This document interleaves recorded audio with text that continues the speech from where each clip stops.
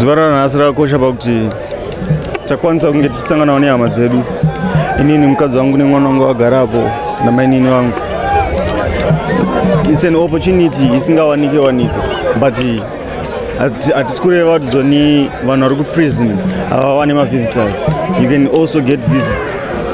Hama dzako dzinokwanisa kuuya kuzokuvhizitira pauri muprison, ende kuva muprison doesn't mean kuti urikubatirirwa kana kuti uri kudzvinyirirwa, but uri kuchengetedzwa panzvimbo inochengetedzwa vanenge vachifanira kunge vachichengetedzwawo. Zvinoita tizochengetedzwa ikokoko zvinosiyana siyana, but trust me, prison hakusi kunhu kuri bad.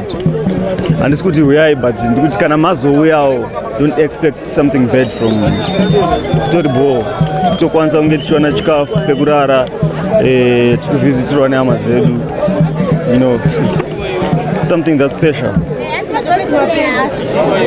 Right, and to your friends, you understand kuna rehabilitation program anenge ari kuti ingori time chete yekutori tozada vanhu vanenge vakamirira tonana chigudu doing their stuff.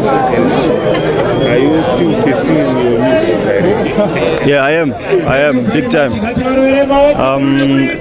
I can say I think I have got more than 60 songs unreleased.